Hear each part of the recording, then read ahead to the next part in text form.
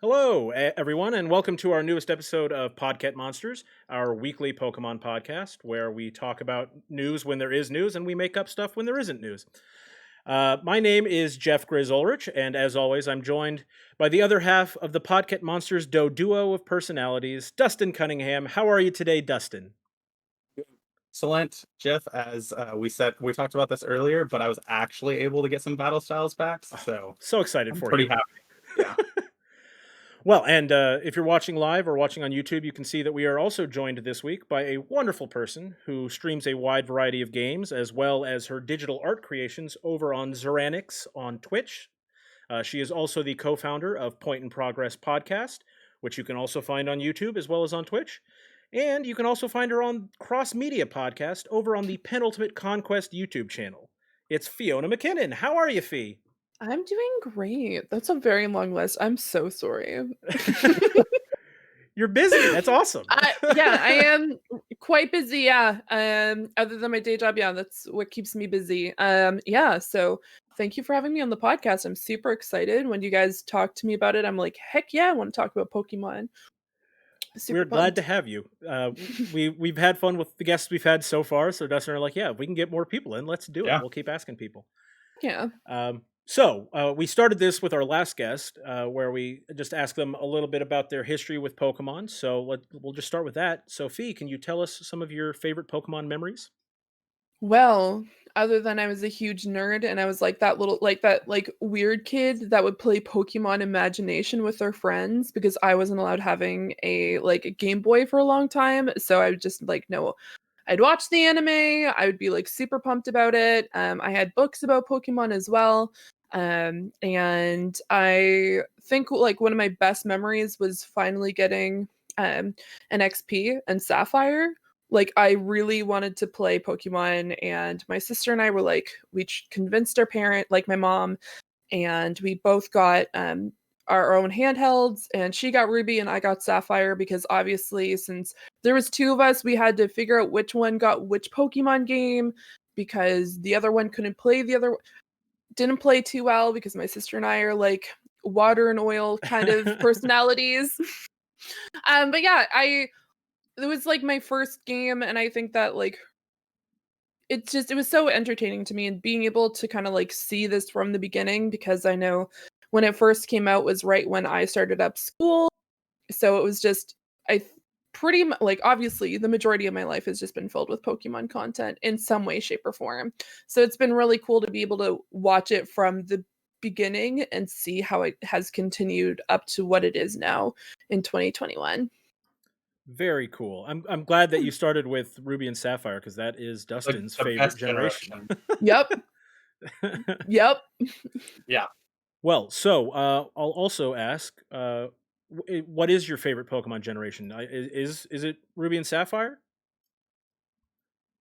I would say it's my favorite game. When it comes to generation wise, I slightly lean towards the original 150 just because that was like what I watched in the anime portion of it and the show, and being able to see that was like the majority of the time when I watched it as a kid, and I constantly like was watching the episodes over and over again, were the 150. Of course. And the rap and the opening song. And yeah, It's the still the rap best opening song too.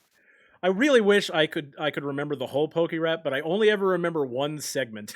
Like I have one segment perfectly memorized. I swear, like every episode that I ever saw was the same segment. They weren't rotating. yeah.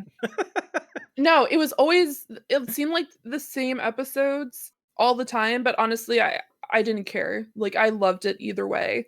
And just being able to have that introduction, which probably also stems my like addiction to anime, but that's a whole other here nor there story. But I really enjoyed the 150 because that resonates with me, and the like this nostalgia. Like there's definitely Pokemon throughout the other generations that I'm like, that one's amazing. But just the 150 had such a great structure, and whereas some of them, when you look at some of the newer generations, you're like, did that Pokemon really need to exist? Like, did you really need to create a pile of garbage? And Or ice cream. Or ice cream? Why did you Yeah. have to make inanimate objects like Pokemon? Like, I know you're running out of ideas. I appreciate the situation they're in, and they do have to come up with some really off the wall stuff. But like usually, whenever I look at these Pokemon, I ask myself, is there a possibility that this is someone's favorite Pokemon? And no, there's no chance that the pile of garbage Pokemon is someone's favorite Pokemon. If No. Trebbage is someone's favorite Pokemon, DM me. I would love to have a conversation with you and get in your head because Trubbish- He got some points recently because I saw a Pokemon shared some artwork where they had all of the cat Pokemon in one image, and apparently Trubbish is a cat because he was in that image. You should look it up. It was pretty weird. Huh. Okay.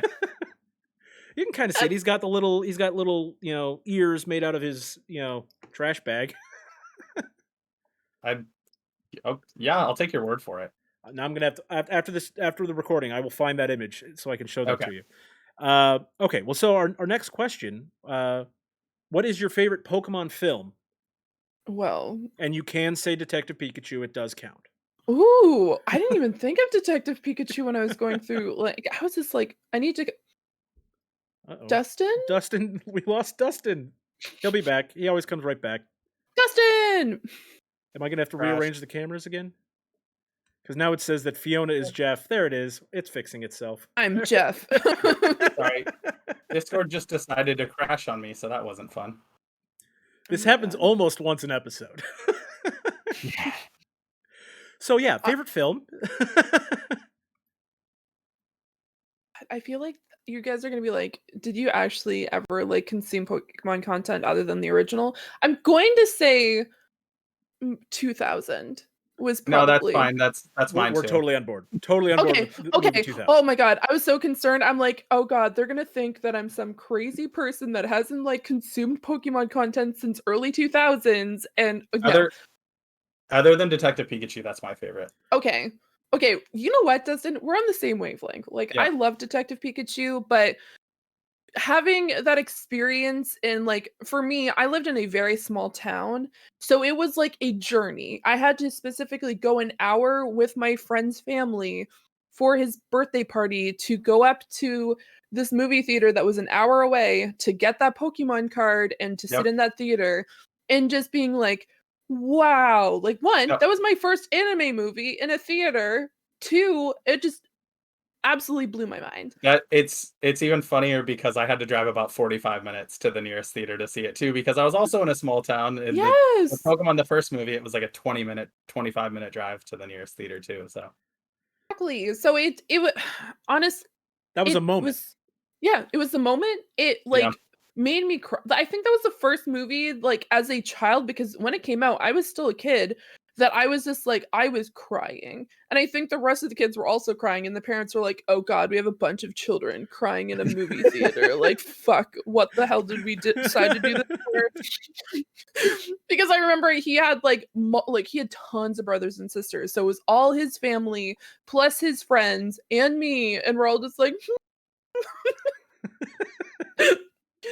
But it was such a great experience, and there's definitely other great Pokemon films, but that's definitely my number one. For me, it's the music in Pokemon Movie 2000 is like the Lugia theme is song the is best. great. Yeah. All the music that came afterwards is fine at best in comparison to Pokemon the Movie 2000.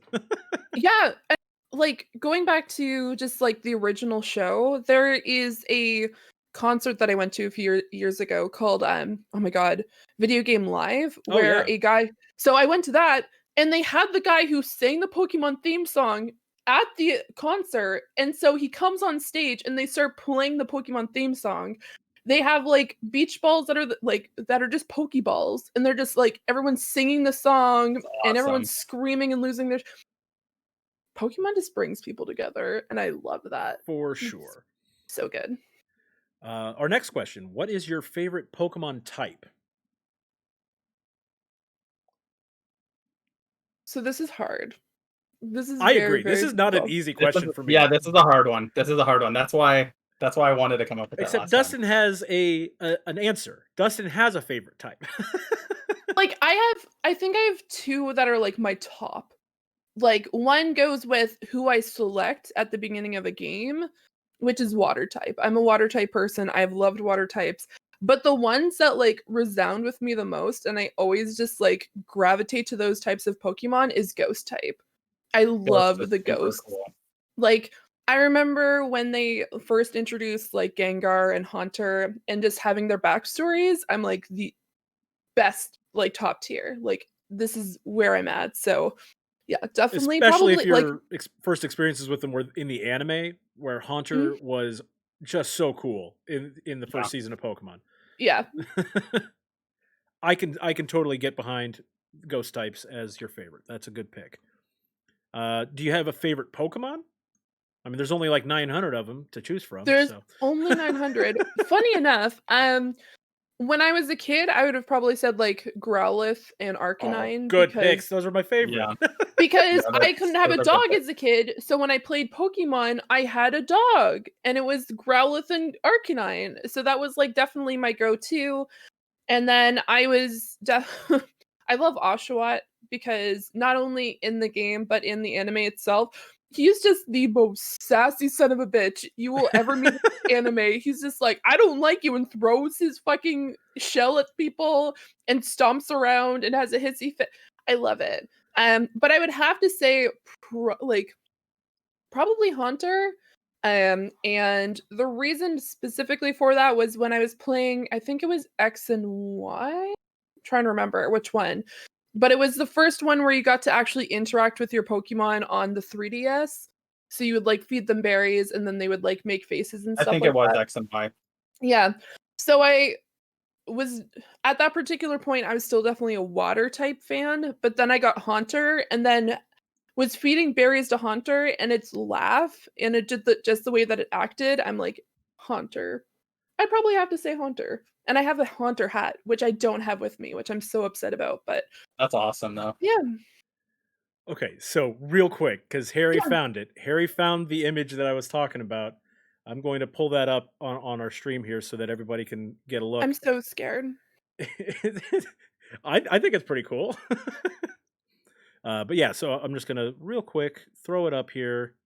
I can't do this as quickly as I'd like to. Properties. All right. Why can't I find it?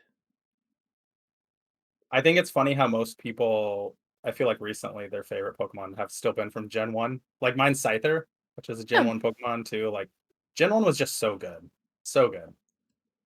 Okay, here it is. Oh. So if you'll see it on the stream here in just a second.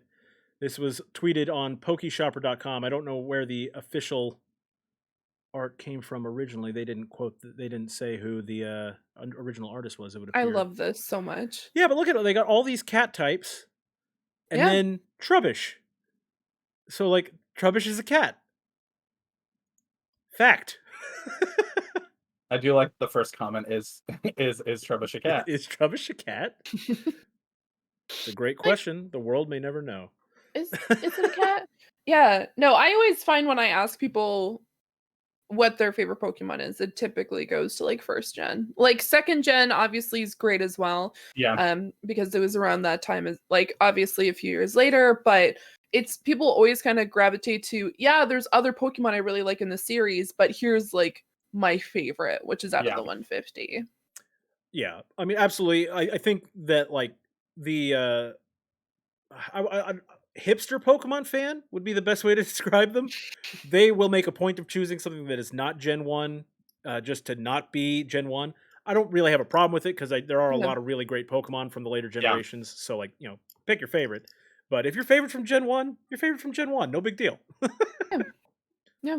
I'm going to stick with it. I'm definitely just going to stick with my favorite.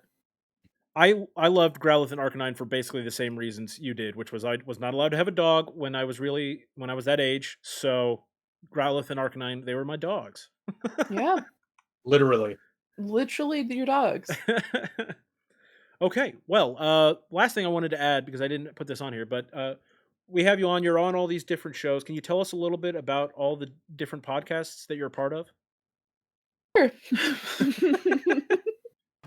Let me get out my long list. No, I started up Point in Progress February 15th of this year. It's with 5 friends, all from the community, including that Mario Riviera, that Beard in the Hair, who is also known by Har, Sly Cologne, and I was trying to count on my fingers, and I'm like, why am I only at 4? And I'm like, you're the 5th one, dum dum. And another friend in the community, Venom Unfit Snake, and we just talk about nerdy culture and just everything that we specifically really enjoy. But one thing we really want to make sure of is being inclusive and accessible for everybody. So we make sure that everything that we post has detailed transcripts that allows both visually and hearing impaired to be able to enjoy our content as well. So it's a lot of fun. It's definitely a project that we've been talking about for a long time. So being able to see that into fruition is really exciting. Mind you, and I'm going to be honest, there have been 2 podcasts where my co-hosts have talked ill will about Pokemon. And I just wanted to get that out of the way because I know that's going to haunt me. Because yesterday when we were recording, I'm like, you guys can't talk smack about Pokemon today. I'm going on this podcast tomorrow. You can't do this. And one of the guys is like, I don't know if I can record then. And I'm like, you tough titties. Like, we're going to be able to. Well, now, you've convinced me I need to listen to this episode because I want to find out what anyone has to say about Pokemon. Yeah. We talked about just like our thoughts about how Pokemon has essentially like been consistent game-wise, and we haven't seen much growth game-wise. We see the same, for sure. But we want to see some more. And then we have a redemption episode where we talked about one of the games that's coming out next year. So, yep, party. But yeah, it's a lot of fun. And yeah, we just talked about a bunch of dirty stuff. What's up? For Point in Progress, I wanted to ask, like, what is the process like for getting the doing the subtitling and all that? Like, what that sounds like a lot. I'm sure that's a lot of work. What does that entail? Sure is. Not gonna lie. Hey, howdy, let me tell you. Let me break this down. So we have a specific program that we use where right after we finish the podcast, we put it right onto this program. And then we, it automatically translates a lot of it, but doesn't do it perfect. Like it'll do the audit, but it's a much better than YouTube. Sorry to talk smack YouTube, but fix your automatic generated subtitles. Yeah, they are not usually very good, especially if like 2 people are talking even remotely at the same time. Yeah. It does not stand a chance on YouTube. Not at all. So we use this particular tool, and then we export it to the Google Drive, and then we cut it up into portions, and then we do it that way. It's actually pretty fast after doing it for 6 weeks. But it's definitely something that we wanted to make sure when we came in that this was a paramount thing that we actually worked on. But yeah, it's been a very interesting experience and something that we've had to like take steps to learn a little bit more. And like the first week, I may or may not have accidentally deleted the auto transcripted off of YouTube, and that's why we had to find this other program that's way better. So we just use that. But yeah, it's definitely been an experience for sure. But I've learned a lot, and it's been really honestly, I've really enjoyed it because I like a challenge. And so it's been a lot of us just trying to figure this out as a group. Well, and I think it's really cool that you guys set out with a mission statement for how you wanted to, make your podcast, which, I mean, Dustin and I set out, we wanted to talk about Pokemon. That was our mission. Yep. So but you guys, here we are, we're doing it. A societal goal attached to yours, which is really cool. Yeah, continue. Continue. I was just going to shift and ask about Penultimate Conquest, because I know you're on that as well. I am. We talk about Attack on Titan, which, if you're not familiar with Attack on Titan, is one of the best animes currently out at the moment, but not for the faint of heart. Definitely not for the faint of heart.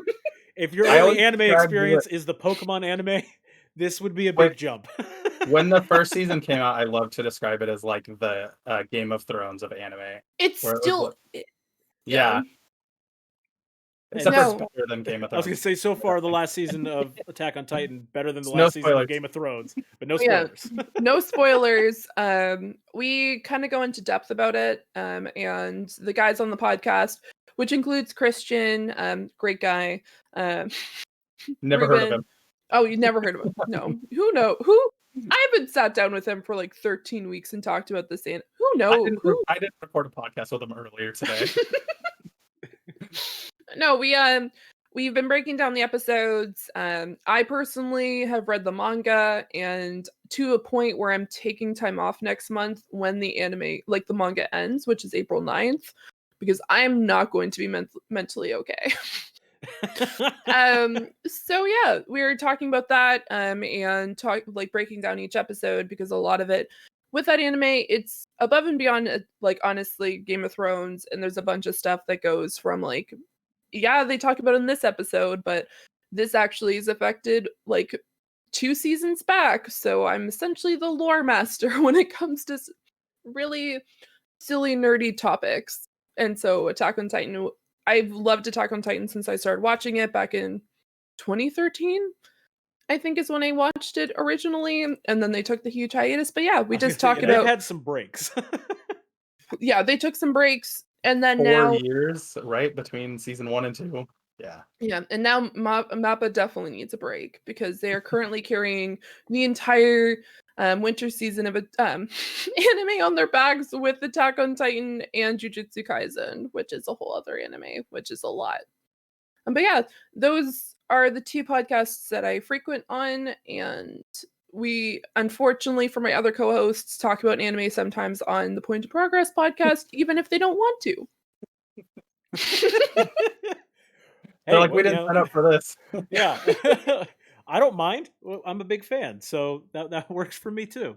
There you go. And are there anything else that you've appeared on recently that you want to plug real quick, or just those your bread and butter? Well, those 2 are the ones that I've been on recently. I was on co-op mode last week is when they released. And we talked about a really we just talked about a bunch of stuff when it comes to like Nintendo and Xbox. As well, we talked about a kind of funny community member who actually recently passed away, named the Nintendo Guru, also known as Bobby Pauls. He was really well known in the Nintendo space. And so, yeah, we've just been talking about that stuff recently. And my goodness, this week I'm going to be on a podcast talking about the spring season of spring season of anime on the Penultimate Conquest Twitch. Yeah, we're just going to be talking about that. She'll talk anime on Twitter too, though, if you want. If you want that to. Is correct. Anime anywhere. Anime anywhere. Unfortunately, my boyfriend had to listen to me rant the other day about anime, and he's like, "You're gonna weep out, aren't you?" And I'm like, "So this is what happened." And we're walking down to the car, and he's like, "I'm so happy you have things that you're really excited about." That's basically my fiance with just Pokemon in general. She's like, I'm glad that you like this. And found other people to share that passion with besides her. Exactly. Well, on that note, let's switch to our main topic. Sorry, my bad. Let's switch to the news, because we have to do the news before the main topic. Not a lot of news this week. First is that Pokemon Battle Style, the newest set for the TCG, has launched and is already sold out everywhere. I exaggerate a little. You can find it occasionally, but yeah, it is tough to find, as we all expected it would be. So call your local stores, see if you can convince them to tell you when they're coming in, because otherwise it'll be tough to find them. Yeah, and good luck pulling those Urishifu cards, because they look really cool. So the next bit of news is Pokemon Go news. Right now, the Charge Up event is going on. It started March 16th, so you are running out of time. It wraps up on March 22nd. But right now, you can get Mega Manectric, Tynamo, and Therian Form Thundurus, all available as part of this event. So, if you're an avid Pokemon Go fan, it's a chance to add some new Pokemon to your Pokedex. I launched it earlier. And I saw that there was a bunch of electric Pokemon, and I completely spaced what it was. And I was just like, I didn't end up catching anything because I was busy, but I finished the charge up missions, but apparently that is not how you get the Therian form Thunderous. He's only available in the raids, and I never have enough people. Yeah. We need to just start doing remote raids. Oh, that would be a good idea. Yeah, we could put together our fans. So the last news that we have is not so much Pokemon news as it is news about it's Pokemon news. So the last bit of news that we have is that this is coming from an article on IGN.com written by Adele Ankers. The headline is Professor discovers new species of beetles and names them after three legendary bird Pokemon. So it's exactly what it sounds like in the headline. Yep. A doctor and his PhD student, assistant, I guess would be the best way to describe it. I guess they partnered up on this documentation because they discovered these Australian beetles, and they named them Binburum articuno, Binburum zapdos, and Binburum moltres. So that's it. We've made the mainstream, guys. Pokemon are beetles. Pokemon is officially mainstream now. It only took 25 years, but here we are. It's time to cancel it now. But yeah, you can find that article on IGN. They actually have pictures of the beetles, which I think they actually did a pretty good job of pairing up the different beetles with the actual colors of the Pokemon they're named after. Like, it kind of fits. But that's it for news. Unless anybody else has something that they discovered since we last updated our news for the week. No, I think it was a pretty slow news week. Honestly, the biggest thing was battle styles coming out, and just good luck getting them. If you got some, awesome. If not, keep trying. Oh, yeah. And Harry is in the chat and shouts out Go Raid Party app. It's an amazing app that you can raid remotely within minutes from anywhere in the world. So if you're looking to get some of those legendaries, it's probably a good way to do that, because that's why I keep missing out on all of them, because I'm not leaving the house, so I'm only able to do raids if the gym is close enough to my house. Yeah. Okay, so our main topic for this week, we're doing another creative episode. This week we are going to come up with some hypothetical gyms. We thought it'd be great for Fiona to be on for this, because Fiona is a very creative person. So the idea is that, this is an idea that I'm sure countless Pokemon fans have discussed in the past about what they might want from future Pokemon games, or what their dream gyms would be. So we're going to do that. We're going to come up with some ideas for gyms that have a theme but aren't restricted to one particular type. And we're going to try to do at least 2 for each of us. We'll see if we can do 3 if we have time. So what we're discussing is the theme of the gym, what it looks like, what kind of puzzle do you have to do to get through the gym, what the gym leader looks like, what their name would be, what their nickname would be, what Pokemon are on their team, and then what would be the name of the badge that you get for beating them. So I have to open up my notes for my ideas, but let's go ahead and we'll start with our guest. Okay, so I was thinking yesterday, like, what can I do when coming up with these gyms? And I decided to take the themes from where I live, which is Nova Scotia, and then make them into different gyms. So if you had to go around Nova Scotia, what types of gyms you would want to see, like what you would specifically see. And one thing that, because my province is like, I love it. It's fantastic. We have a bunch of great beaches and a bunch of other things, but a lot of it is about history. So my first gym is going to be a gym that's specifically run by reenactors. So this entire town gets all of its resources because of the old stories of ghost ships that come from this specific town. And the actual gym itself is half on water and half on land as a ghost ship that people can that's awesome. Cool. And so you go in and it's dark and mysterious and kind of creepy. Shocker, the gym type is ghost and water. Woo! Okay.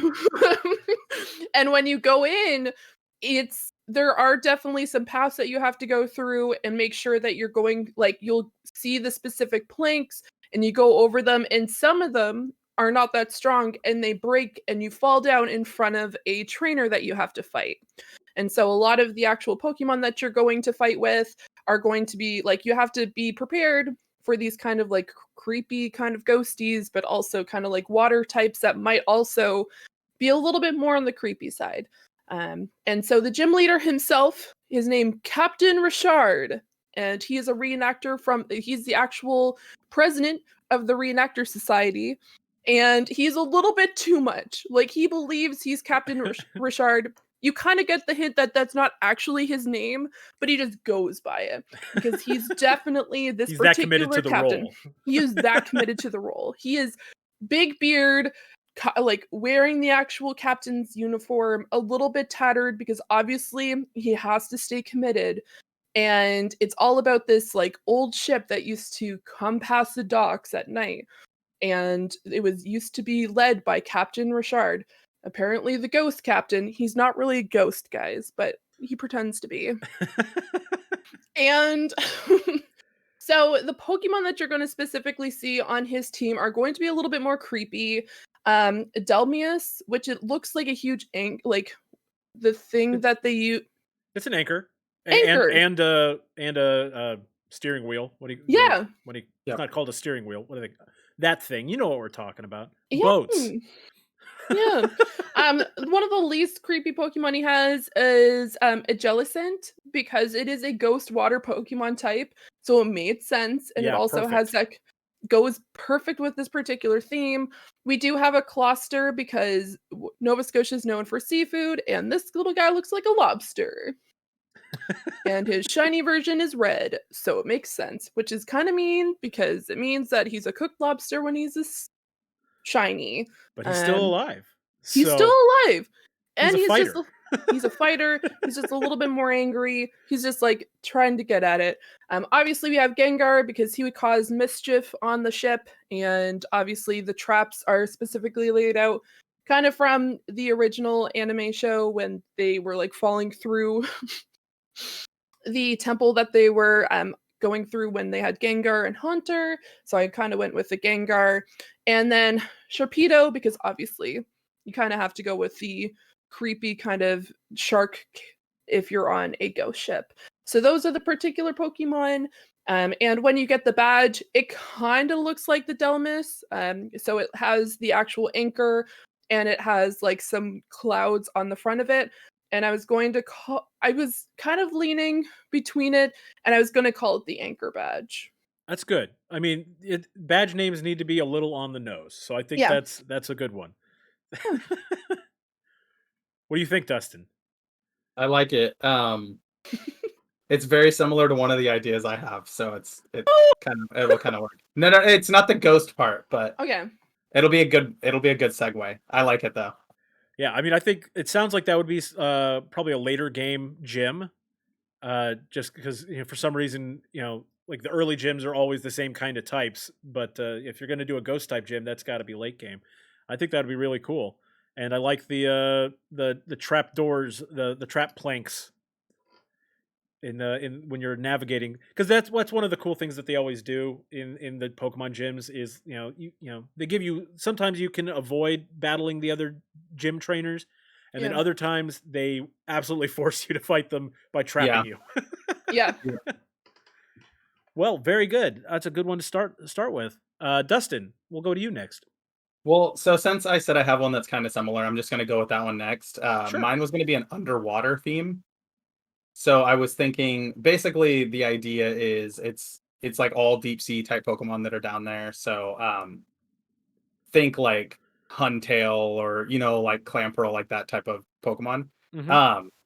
And so my idea is that you go in, and when you go in, there's like basically a small personal sub that you get into that goes down to the bottom, and it's pitch black because you're like going to the bottom of the ocean. And so the only light you have is the light on the front of your sub.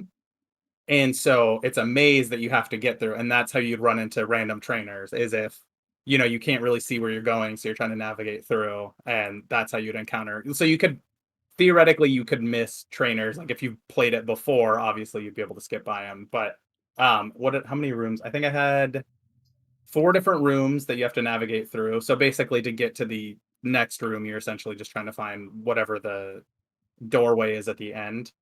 Um, and the gym leader would be in a full scuba suit, also being like a sub type thing. Her name is Gilly.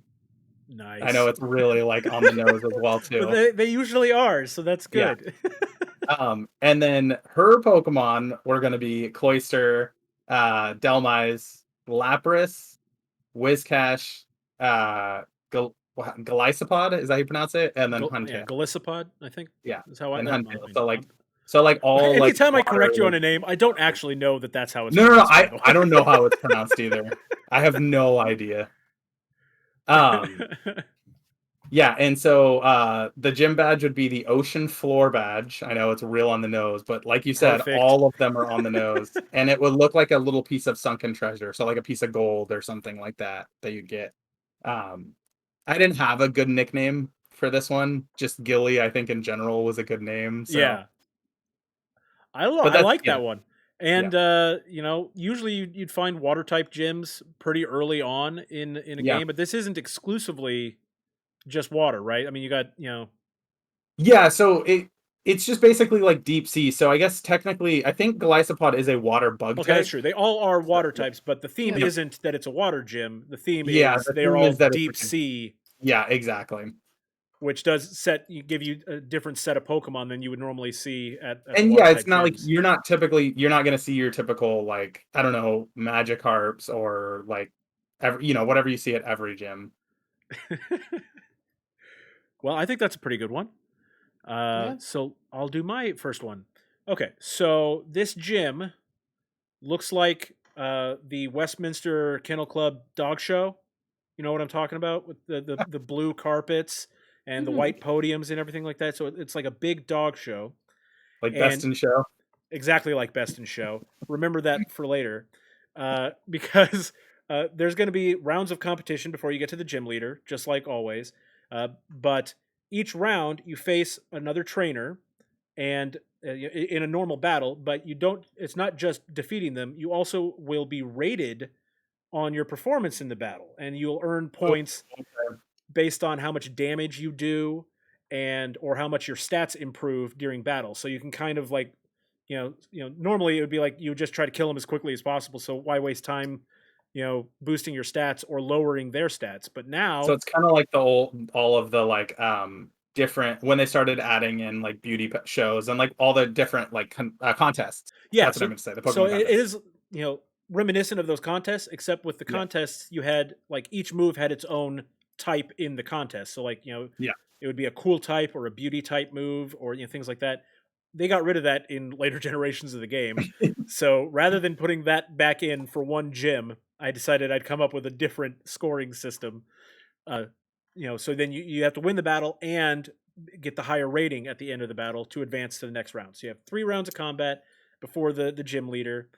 And the gym leader is going to look like a snobby, dog show guy, big curly white mustache, a monocle, basically Mr. Pringles, but but a dog trainer. He's got the whistle around the neck and one of the clickers that they use. That like I don't honestly know how they work, but like they click it at a dog and then the dog Makes a behaves. noise, I think. I don't know. But so he's got all that going on, and his name is Wilford, and his nickname is the Best in Show Gym Leader. So his team, I was thinking he'd be like a late game gym leader, so he'd have a larger allotment of Pokemon. So the earlier trainers in the gym would have a lot of the puppy Pokemon, so you'd see like Yamper or Rockruff. The puppy ones you'd fight earlier, but then when you get to face Wilford, he has a Furfrou, a Stoutland, Grand Bull, Houndoom, and my guy Arcanine, of course, to round Yeah. out the team. I think it's good because it fits the theme. Obviously, they're all dogs, but also they have a wide variety of typings. So, you can't just blow through the gym with just, one type of Pokemon. You would have to change your team up throughout it. And the badge, unsurprisingly, would look like a blue ribbon. and it would be called the Best Friend Badge, because dogs, man's best friend. Yep. Yeah. So I like it. That's my first That's gym. very you, Jeff. I love dogs. And I love it. Okay, Fiona, what is your next gym? Well, I decided to go with essentially if you had to make autumn into a gym. And so I came up with the whole backstory, which the town is called Amanero, which is all about autumn. So they're known about apples, red leaves year round, and also having campfire festivals and having like everything smells like spices and burning trees all the time. So it just like it's literally fall in a town. And so the gym itself is a cabin. Like when you to be able to get to the gym, you have to go through an apple orchard where there's a bunch of different Pokemon that you have to kind of dodge and everything. And then you get to this almost like a wooden cabin looking large building, and you walk inside and there's just a bunch of trees. So it looks like you almost just went back outside, and there's different piles of leaves everywhere, and certain piles of leaves have the different trainers pop out, and it's just like surprise. I see where you're going. Yeah. I love that. Yeah. And so you might randomly accidentally run into a trainer, and you see definitely a lot of Sawbucks throughout the autumn version. And then when you get to the main gym leader, her name is Clove. And if you want to think of the most basic white girl, she is wearing a brown rim hat, a white knit sweater with some jeans, knee-high brown boots, super friendly. And she is the gym leader. Originally, her dad was the gym leader, but she took over after he retired and is now still working on this apple orchard. And she has multiple sisters, all named after spices of an apple pie. Adorable. Just thought That's I'd really so good. sweeten up this whole thing. So I love it. you start off, she has an Appleton, which is a Pokemon that looks like a freaking apple pie. So Yep. she has that particular Pokemon. But then all of a sudden, she has a Flame because obviously this is known for campfires that it is a grass fire type gym. So you're definitely going to have to bring a lot of water Pokemon and a lot of fire to kind of try to combat the grass as well as the fire types that you're going to be attacking. You'll see the Sawbuck Atom form. There's going to be a Vulpix just because she loves Vulpix. Still a high level Vulpix. Probably didn't want to evolve her just because of how adorable she is. Even though Ninetales is amazing and I love Ninetales, but Vulpix is just No, we get it. It's a little sass. Yep. She's the little sass that this team needs. And then you find out she has a Trevenant, but it is a shiny one. So he looks Oh. like a birch tree with red leaves. And that is her final Pokemon that you have to fight against, because that is Nice. her main Pokemon that she loves. I love that Because because that would come out of nowhere. Yeah, that is her like, look at how fancy I am. Because even though it's special, her family specifically has them because they all look like autumn trees because they have the red leaves.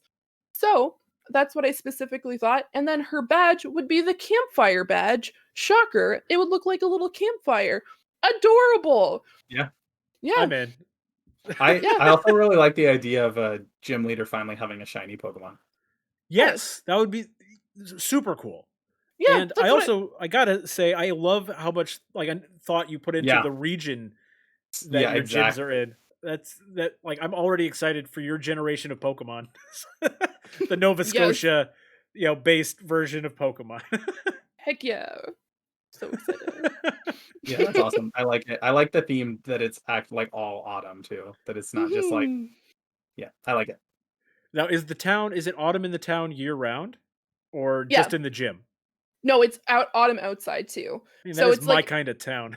So it's like a rare, like you go into the town and everywhere else, like when, like my imagination is you walk into this town, and so you kind of see like when you're walking through the forest, the trees from the base from the town that you were just in is green, and then you see it slowly adjusting to red. So it's like green and then yellows and then red. And then when you walk in the town, it's just all red leaves because this entire region is just fall 24/7. And I think that would be really cool just because, that would be the sort of town that you walk into. It really stands out in terms of how it looks compared to the other towns in the game. That's something with Sword and Shield that I think is a little bit lacking. Other than like Ballon Lee, there's not really, or Ballon Lee. I really don't know how that one's pronounced at all. But It's okay.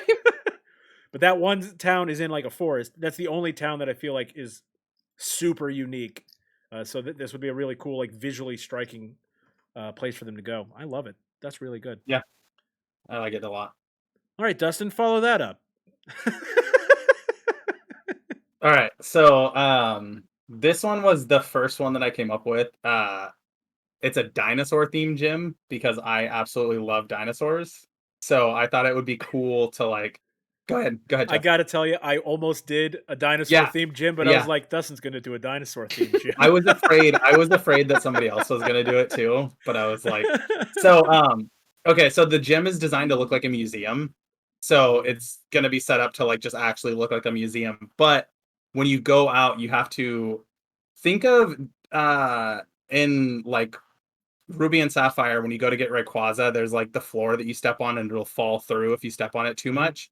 Well, it's kind of similar to that where you go out onto the floor and it's like actual dirt, but there's dig spots. And if you dig in the wrong spot, you encounter a trainer. So similar to like the walking into the pile of leaves and then a trainer will come out. It's if you dig in the wrong spot, a trainer will come out.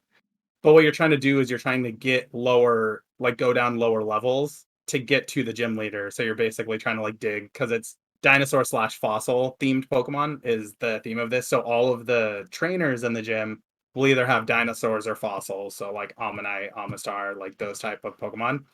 Um, but the gym leader basically will have just all like Pokemon that look like dinosaurs. And the name I came up with is Rex. I know that's really on the nose as well too.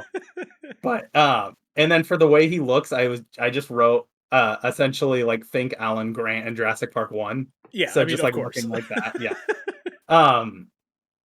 And so the badge, I'll do the badge first. It'll be the fossil badge. Obviously, it's just something simple that goes along with it. It'll look like And an Ammonite, probably. yeah, exactly. And this, I was thinking this would be a late level gym, so maybe like the last gym or something like that. So he's gonna have 6 Pokemon.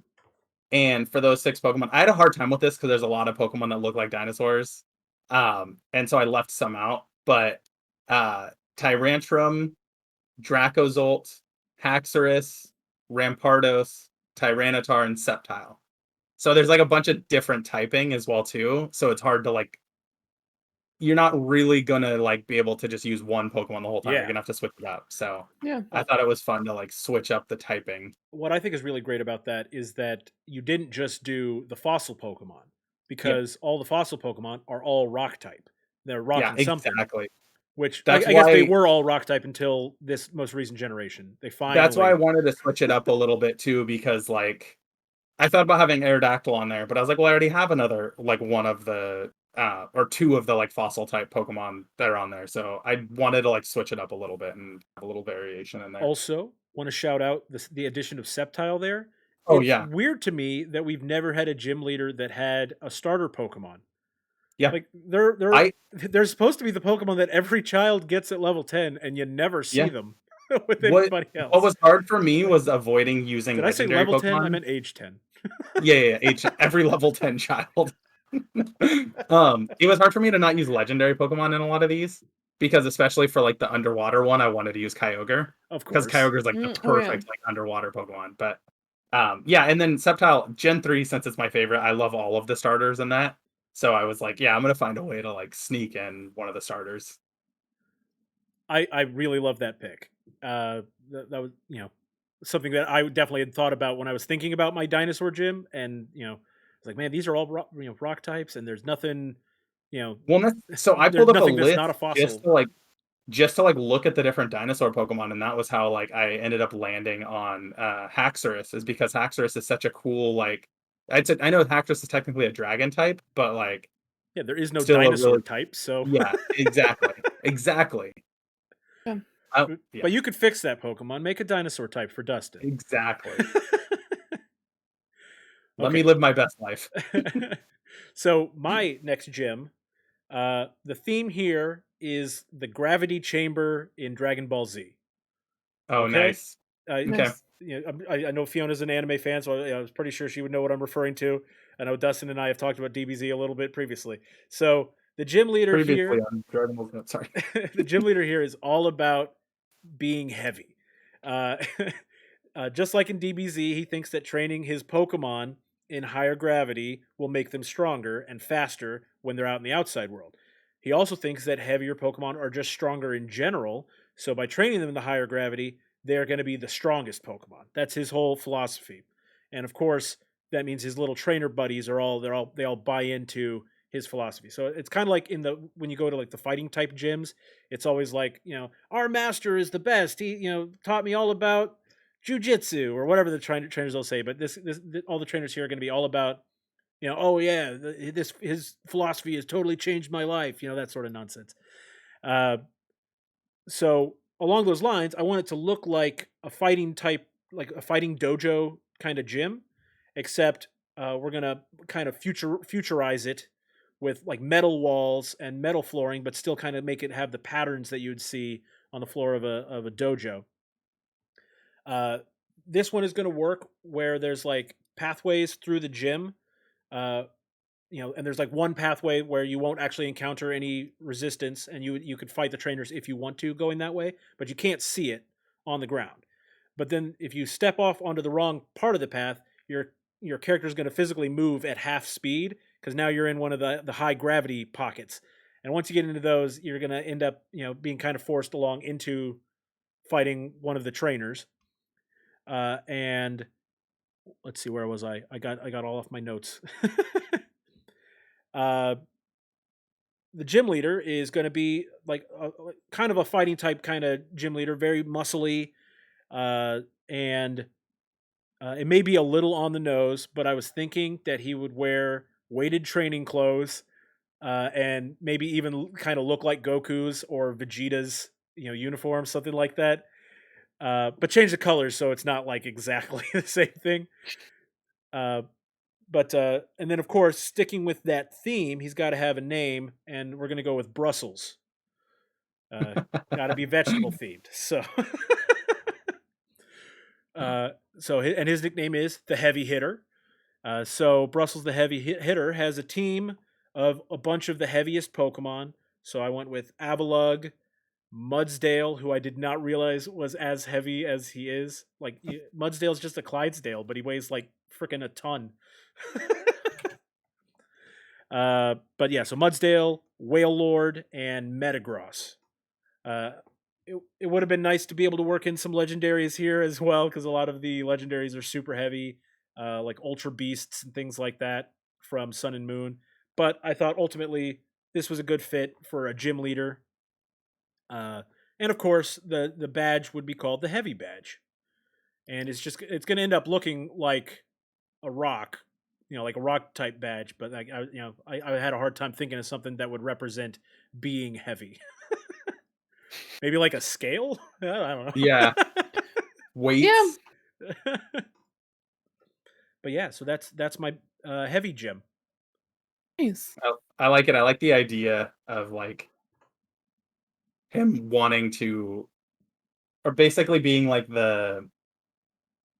essentially like the Vegeta of like, like just making like, I got to train him in like the most intense situations. Like, Well, and I think Fiona and I had a similar like idea when we're coming to these gyms, because we're also thinking about how they would do them in the anime. I'm sure Yeah. that Fee has thought about that on all of her creations, and so I just know that this guy would have a really good episode because he'd be way over the top oh, of course. before battle, throwing off his weighted clothes and screaming and Yeah. I like it. All right, well, so It's that was fitting too with battle styles going on right now. so I think we probably have time to do our third gym. So Fee, what do you have for your third gym? Okay. Well, once again, we're back to the reenactors like idea. And we're going with like old forts. So military attire, like they very like stern particular people in this particular town, but usually once again more touristy, mostly because my entire province is touristy and we have like a ton of forts. And I think like from when I was a young child, like I learned about the forts in my area to a point where I could like show people around each fort in my town. And so I'm like, okay, we need to do this, we need to do it in some way, shape, or form. And so I kind of did a slight homage to my hometown, which is called Annapolis Royal. Super cute. So there's two particular forts in that particular town. One was French and one was English. So I decided to come up with a dual gym duo. So you'd have to fight two people at once, because in the town that I was from, the two one particular fort, which was called Port Royal, and then Fort Anne, were both like, you would get a little bit confused because you go to one and then you'd see one man and then you'd see his twin brother at the other fort. And so this is kind of the same idea, where it's two like twins that work at this particular fort gym. And so you go in, it's the town, you would have to like swerve through. When you walk into the town first, they have gates, you walk in and then you have to go up and around and around. It's not how it looks like in my town, but this is what I'm thinking. This is how it would lay out in Pokemon and the anime itself. You'd have to like go around the city, and then up at the top, there is the gym. So when you go in, you have to go through these particular rooms. And actually, shout out to my friend Spencer, who came up with this idea, where you'd have to fight people to get codes to go into the next room. So it was almost like a spy particular area, and then when you go in and you try to go to the next room, you have to choose one out of 3 different words that the last person that you fought. So you're going to be forced. So you're probably looking at a later gym here. Yeah. But you're looking at more of like a ground rock steel type of particular team. And then once you get to the actual twins, they both are very much like reenactors. However, they both have a little bit of a different style here. And so when you first start off, you start off with a Sirfetch'd, because obviously super adorable. Can we just talk about Sirfetch'd? Is like one of the most adorable things I've ever seen in my life. And then obviously Stoutland. Once again, a dog Pokemon, super cute. Thought it would be a good first matchup when you're fighting the twins. And then obviously the next one would be Esclavar and Mudsdale, which, going back to my goodness, Jeff using a Mudsdale because it would be like a horse. It's a war horse. You'd obviously, That's it's good. a war horse. You have to have a war horse at a freaking fort reenactment, okay? Yeah. 100%. 100%. However, you find out that they have a little bit of a different idea when you get to the last fight, which is they both have I apologize for my mispronunciation of this Pokemon. Agishlash? It's the Aegislash. blade. Aegislash. Yeah. Yeah. Very one cool. is the blade version and one is the sword version. Like one's the shield, one's the blade. And so Nice. that's the actual end fight. When you get the actual badge, it is called the Unite badge, which is a shield and 2 swords across it. That's a cool badge. Yeah, it's a badass badge. But you find out that like they have a little bit of a tussle between each other, but it's mostly once again for show purposes. But they also have like a little bit of a different mentality between the two. And so I thought it was kind of cool. Also, they probably both dress up in their reenactment gear. Once again, I apologize, guys. You're like, Fiona, why are you coming up with a bunch of reenactment things? You know what? It's tourism. Tourism is yeah. And so they're just very much into character. And then like when you're going around to these towns, you're like, these people are really into tourism. That's correct. So yeah, I thought it was really cute. I also think I like the idea, especially with the Aegislashes there at the end, because rather than shifting forms, one of them just stays the shield, one of them just stays the sword. And I gotta say, how is that not a thing in Sword and Shield? Why is that not already a thing? I literally looked to make sure, because I didn't get to play Sword or Shield, and I'm like, okay, this must have been a thing, and no, and I'm like, yeah, I can't believe it. It's right there. Well, I love that, and I can also, like you say, I can picture the anime when they're marching through the fort, and they probably end up somehow they end up in a battle with like someone's attacking the fort, but then it Yeah, turns out that it's all reenactment. But Ash didn't know it was a reenactment, and he takes it too seriously. exactly. That's what the anime needs, a little bit of spice, and this is what these reenactment tones And are then Ash like. goes to prison because he kills someone during the reenactment, and that's how they get Ash out of the story, and we can move on to another character. Finally. He's only Like, been finally. a young child for so many years. Yes, Ash is older than I am at this point. I mean, come on. I mean, probably, yeah. Yeah, he's Yeah. older than me.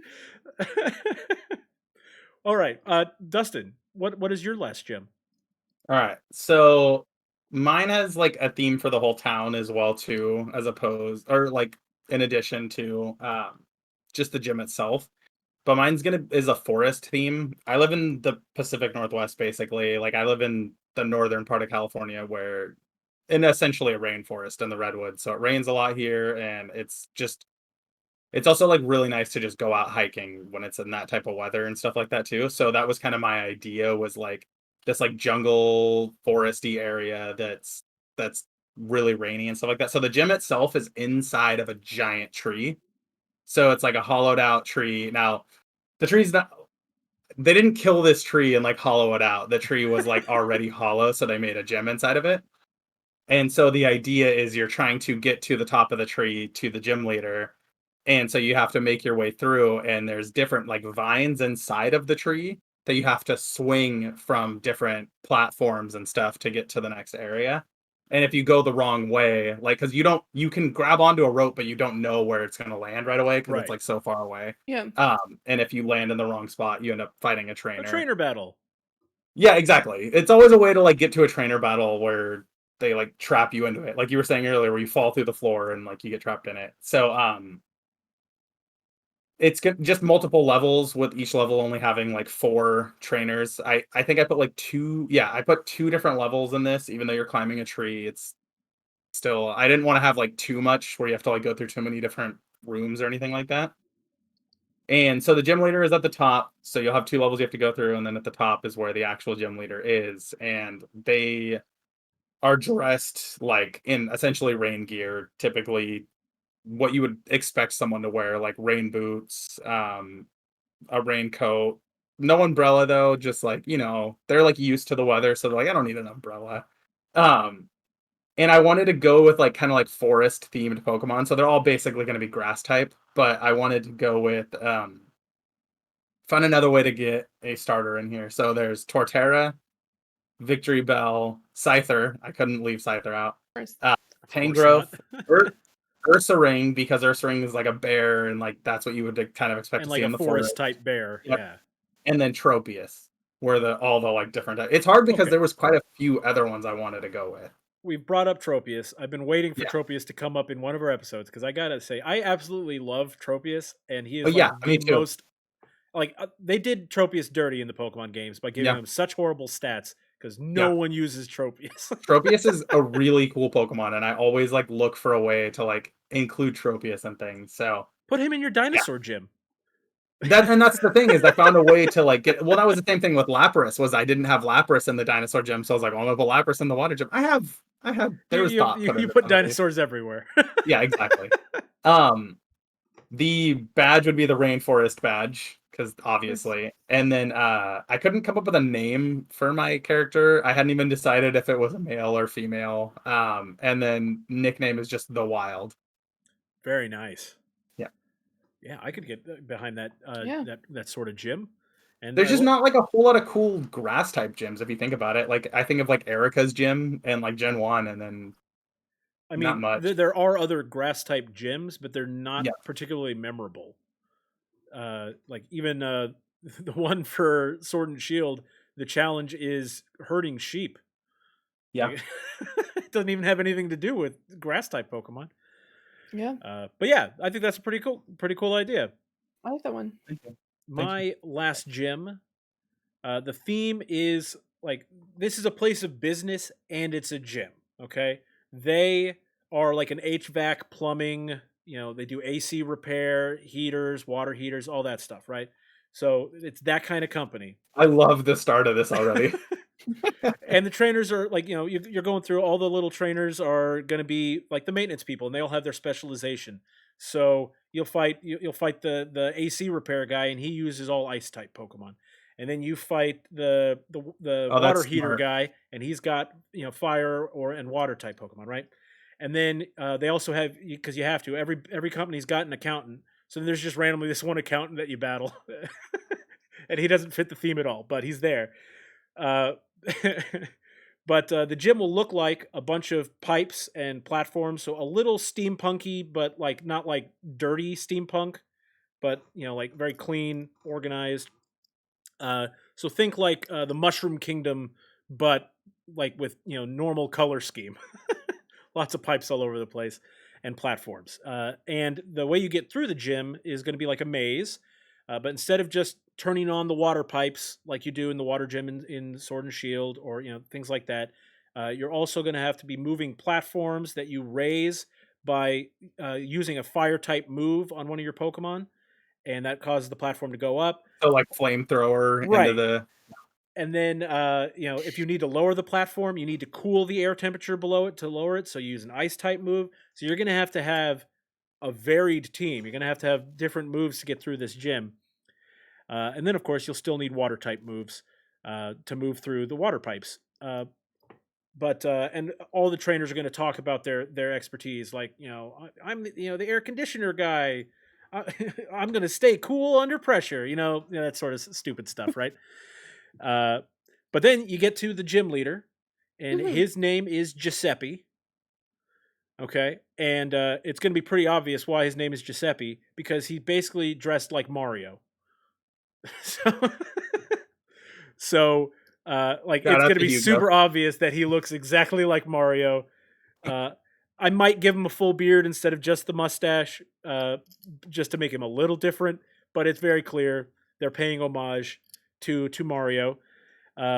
And his, to give him a nickname, I just nicknamed him the man who keeps everything running, because this guy's an expert in all of these things.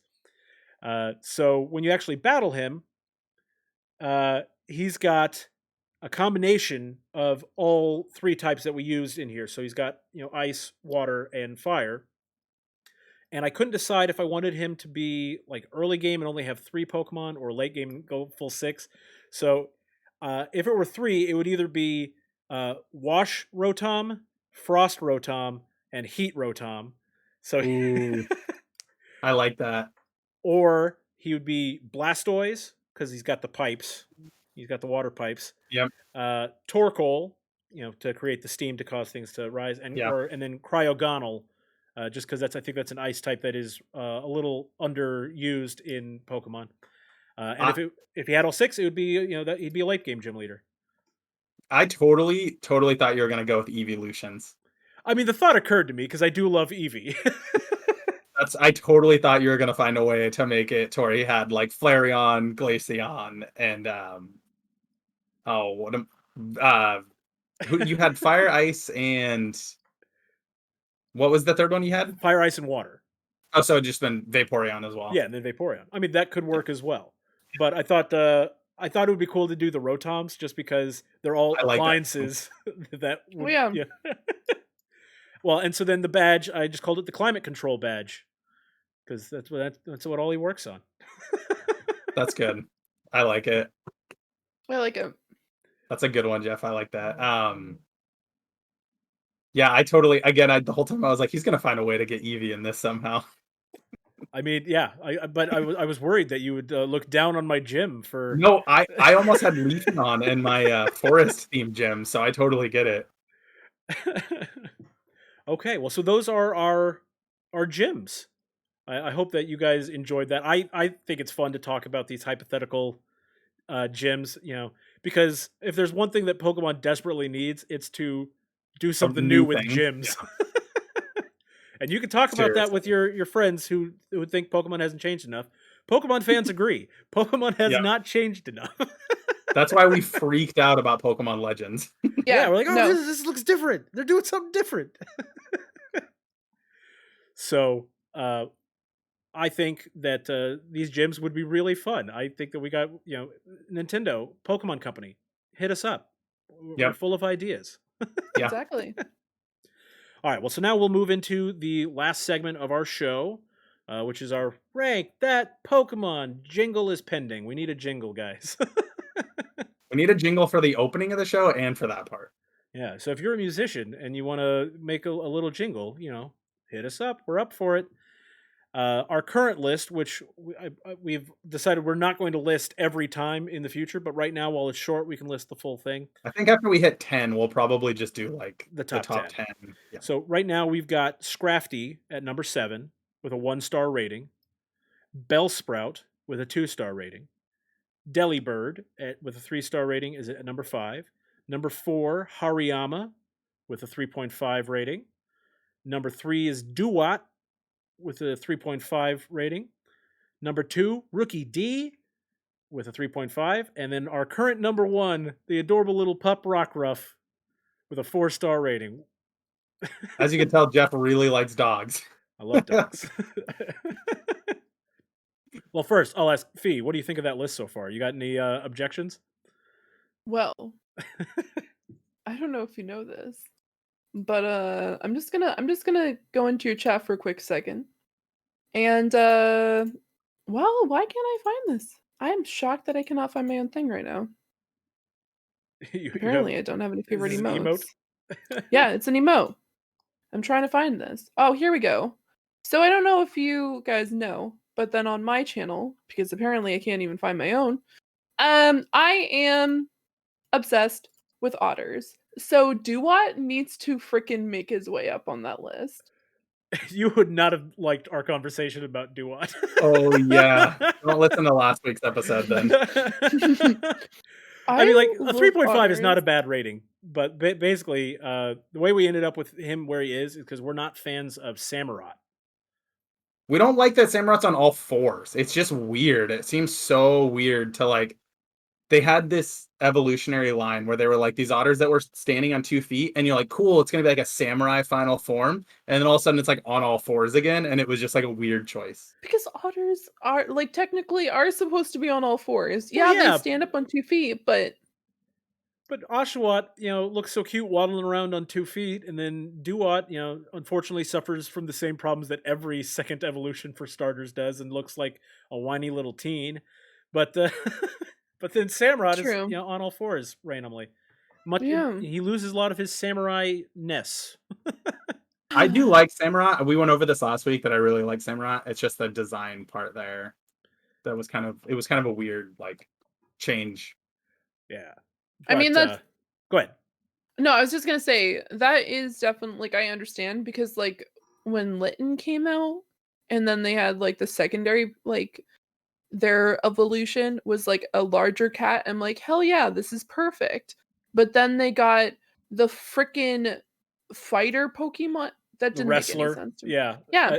Incineroar. Yeah. A fine design for a Pokemon, but did not fit that evolutionary line. But Dustin's a And big I fire still type love guy. Incineroar. So Okay, Litten to Torracat makes sense. Yep. Torracat to Incineroar. No, I get it. I feel the same way.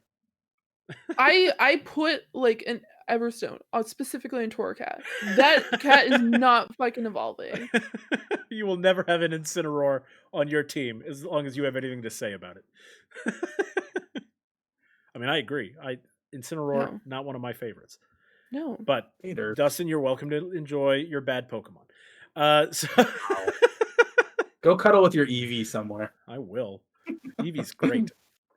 Okay, well, but the one that we're ranking this week, because that's the segment we're in, we are ranking number 419, which is Floatzel. And I'm going to throw him up on screen. This is the Bulbapedia page, so you can get a quick look at what he looks like to remind yourself. Dustin, can you recap for Fee what we use as our criteria for ranking? Yeah, so when we do our ranking, we're basing them on like their evolutionary line, how useful they are in combat, the usability, and like the competitive scene, the looks, if they are prominent in the anime, like kind of like how much they're used in the anime or what their character type is like in the anime. So like how we were talking earlier about Oshawott being in the anime, like those things will come into play when we're ranking a Pokemon based on whether or not we like them or where they make it on the list. Okay. So, Floatzel, what do we think? I'm gonna be honest with you. I'm playing through Platinum right now, and I have a Weasel on my team, and this is gonna be the first time I use a Floatzel as like one of my main Pokemon. So I have like it's like recency bias, but I'm really liking Floatzel right now. So What do It's you a I think? water weasel. It's a yeah, water weasel. it's really it looks like it has an inner tube wrapped around it. It's I think it's like more like a life vest. Like Weasel has the inner tube, right? But Floatzel Yeah, has like a life so vest, which to me would indicate he's not a very good swimmer, but he's Well, it also allows really good at it, swimming. it helps him float. It's buoyancy. I mean, yeah, yeah. that's why he's Floatzel. Yeah. They don't call him Sinksel. That was terrible. I'm That- sorry. That's a whole other Pokemon. But I yeah, also so like Weasel a lot too, so one thing I will give Floatzel a lot of credit for, it does have 2 IV in speed. So you get better speed by using got like a Floatzel. gold shiny form too, which I like that. That's really cool. And for me, I'm a big fan of Pokemon that have good speed stats because, especially if you're playing, competitively, or even if you're just battling a friend, striking first is really important. So if you have Pokemon that are fast, then that's an advantage. Our friend Harry in the chat does not think or does not appear to like the direction that this is going. It sounds like we're all being kind of positive on Floatzel so far. I'm curious um. what Harry thinks about Floatzel. Whoa. I was gonna say I don't think we said anything negative because I like Floatzel quite a bit. I do too. I like Weasel. I told you guys last week about my friend in college who drunkenly came in and he was flipping through my Pokédex guidebook Mhm. and he had said when he got to Weasel, he's like, Weasel, what is this? More like B word Weasel. Which is, of course, just stupid drunk person talk. But I have a very fond memory of that. So I think very fondly of Weasel and then by extension Floatzel. Yeah. But Yeah. do we like him better than, like Duat, Rookie D, Rockruff? Mm, I mean, Fee, you're part of the podcast today, so your vote Oh, is important. here's the deal, and this is a little bit controversial. When it comes to my team, I typically go by what like I don't like stats, yeah, it's nice. And the types, yeah, also super important. And you kind of want to get that rounded team, especially when you get to like the Elite Four and like try to get to the end of the game where you need to think of a well-balanced team. But this is a water otter. Like he literally looks like an otter. And I can't say anything like that would be off brand, but at the same time, I think I would like if I had to play a Pokemon game right now and I had the option to have Floatzel on my team, I would be 100% down.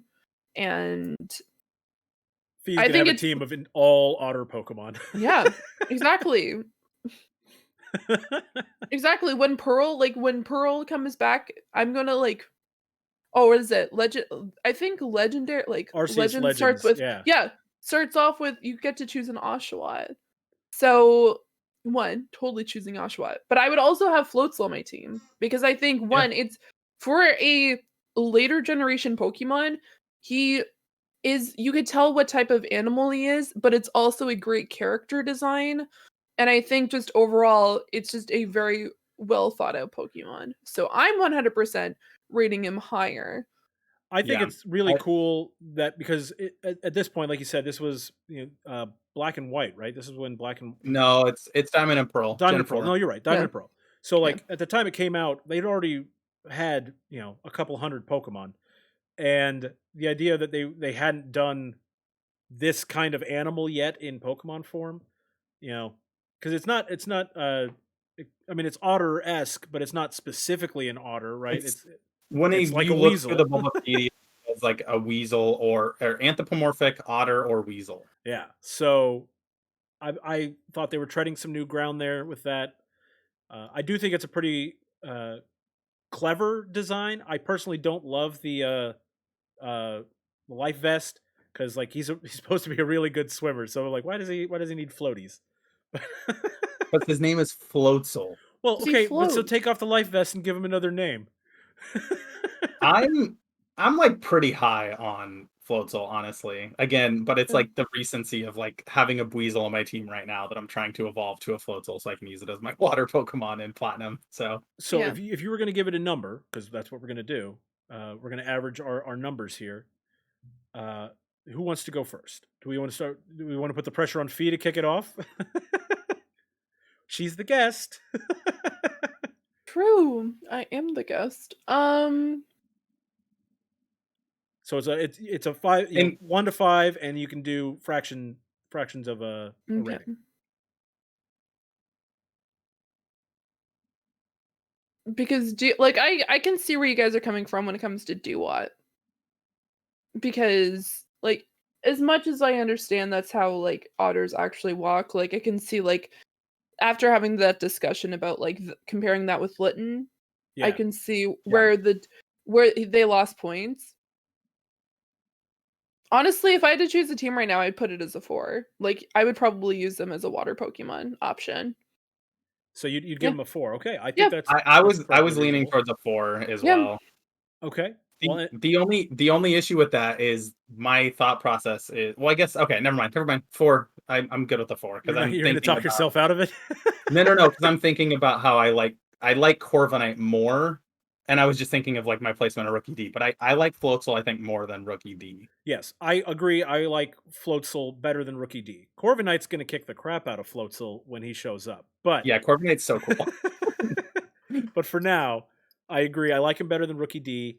I was probably going to say a 3.5 myself. So averaging that out, it would be closer to 4. So he's going to get a 4 in our rankings. The question is now above or below Rockruff.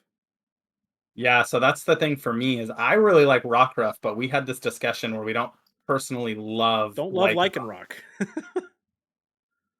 Yeah, and I think if you're going by that particular statistic, especially when it comes to like Duat, I would probably say below. Like I would That's put fair. Rockruff below. Because Yeah, if you're going because by Floatzel we like better. We like him as much. I like at least. Weasel and Floatzel more, I think, than I like Rockruff and. Well, then I think it's pretty safe to say that we have a new number 1, much to Harry's chagrin. I was gonna say this is all to just throw shade at Harry. Harry we says, love you. Harry says Floatzel is ugly. well, and guess also what? that its defenses aren't able to keep it alive for very long. And he's not wrong. It does not have great defensive stats. So but it's okay because it strikes first. And as we talked about, if you get the type matchup, if and you've you get seen to hit Cobra first, Kai, you understand. Strike first, strike hard. Get the no first mercy. hit in. Okay, well, so then we have a new like number 1, right? The new number 1. The new number 1, Floatzel. This is a dark horse candidate, guys. I did not expect this. Yeah. I should have remembered Fee's love for otters because that would have informed the decision. Oh yeah, this is gonna go up there pretty high. Yeah. That we got Floatzel. You did this as the number 1. We have a venom unfit snake in the chat says Fee is literally an Oshawott. Which did you see the GIF that Harry sent? No, let me take a look at that. You're breaking my heart, Padme. Harry, you will be on one of our episodes soon, and you can voice. You'll get redemption. You can voice your protest at that time against Floatzel as the number 1. Because guess what? I'm the ghost right now. I'm the ghost. I'm the guest. You're the ghost. Our co-host ghost. This decision is going to haunt us. Okay, so that horrible pun is a great place for us to wrap up for the week. So first, I want to ask Fee again to tell us where people can follow you. Promote yourself. promote myself. Okay, well, you can find me on Twitch at twitch.tv/Zuraniix. I actually just got a computer 2 days ago. What? So I can actually play games. Woohoo! Because I wasn't able to beforehand. So we'll be doing that this week.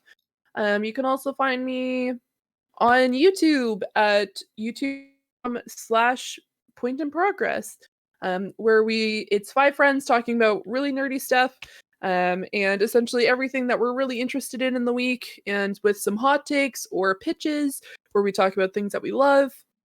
Or a lot of Pokemon shade. And I'm gonna have But not from Fee. Not from Fee. No, Yeah, I specifically said I love Pokemon. They just need to fix some stuff. But you can find me there.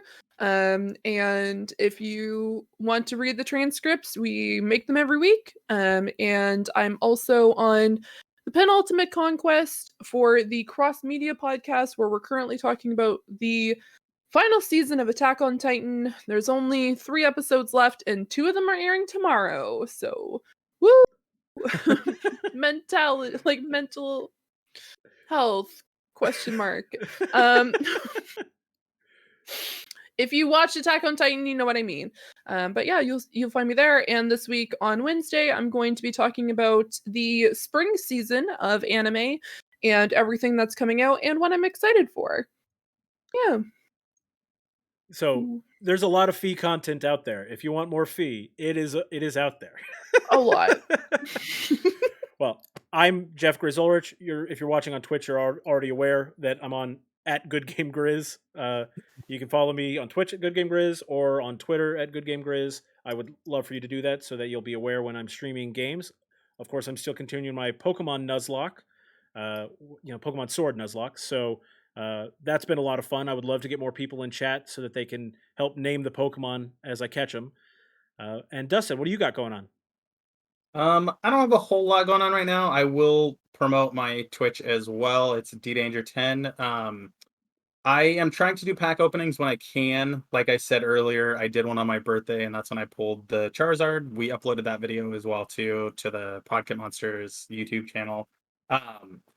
It's hard to do it right now because Pokemon cards are hard to get a hold of, so that's going to be more few and far between. I am trying to play through the Resident Evil games before 8 comes out. It's really hard at this point, having free time, and 8 is just, it's real soon. It's real close to barreling coming towards out. us.